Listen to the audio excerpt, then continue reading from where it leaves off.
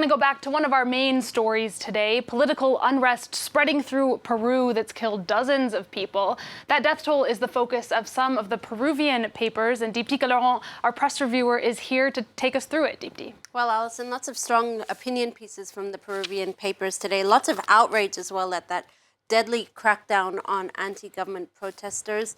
Let's start with this paper here, El Comercio, one of Peru's most widely distributed papers. This columnist here, Gabriela Porta Patroni, asks today, are we still in a democracy in Peru? And it's interesting, in this article, she points to two examples in particular, a shooting in a Kurdish community center in Paris recently and unrest in Brasilia this week that led to protests and clashes with police. The difference between those events and what's happening in Peru, however, was that nobody was killed in the events in Paris and Brazil. She says, I quote, "No matter how violent a protest is, even if it destroys public or private property, the government's response cannot and should not be the murder of protesters." Another Peruvian paper, El Peruano, meanwhile, urges citizens to keep the channels of dialogue open with the government. The paper saying in its editorial today, this is really the only way that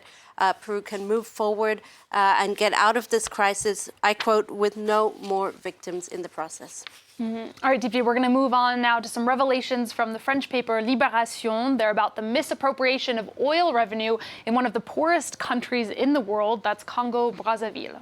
That's right. In this misappropriation of funds, Libération, the French paper, points a finger at Orion Oil and its president, Lucien Ebata, who is close to the president of Congo-Brazzaville, Denis Sassou Nguesso, who's been in power since 1979. So in these revelations published by the French left-wing paper today, the company is accused essentially of pilfering millions of euros in oil revenue.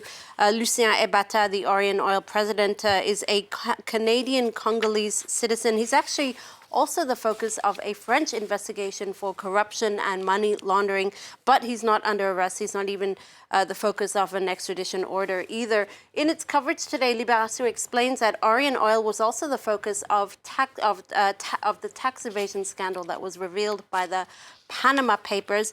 Libé noting that this scandal is linked to another scandal, that of properties dubiously acquired by members of the Congolese president, suspected to have possibly purchased real estate here in France with misappropriated public funds. Alison. And the Congolese president has actually accorded an interview to another French paper, Le Figaro, today. That's right. In an interview that's very finely timed to coincide with these revelations from Libération, the president of the Congolese president tells Le Figaro, the right-wing paper today, that he completely denies the allegations, and he asks the paper, where is the proof of this misappropriation of funds? So complete denial from the Congolese president there.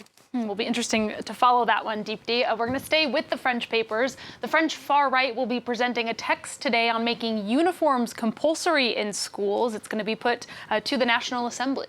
Well, the French far right is presenting this text this Thursday. They're seeking to get a consensus on making French public schools impose a uniform on students. It's something very common, of course, in the English-speaking world, in England, in Australia, even in India, where school children always, it's in the majority, they wear uniforms to school. It's not so much a case in France, where it hasn't been the case for many decades. In any case, this text has very little chance of passing through, but it has gotten the seal of approval from the French First Lady, Brigitte Macron, in this interview, a wide-ranging interview for Le Parisien today. She talks about it, saying that she too had to wear a uniform in school, that she is totally favorable to the idea, but I quote, only as long as the uniform is simple and not dull looking. So this is France, of course, and school uniforms still have to be good looking, even if they have to be functional as well. I would love to see the design of the French school uniforms, Deepti. Finally, from you, researchers at University College in London have made some interesting conclusions about in a study that was perhaps inspired by Greta Thunberg's viral tweet at the end of 2022. Well, given the time frame, I'm pretty sure that the study was conducted well before her tweet, but it is the results coincide quite nicely with that. You'll remember that spat between Greta Thunberg and Andrew Tate, who provoked the young environmentalist by bragging about his car collection. Well, she responded by accusing him of overcompensating for his small manhood. As I said, it was very timely because British researchers have published results from an experiment that they carried out, inspired by this very Freudian theory.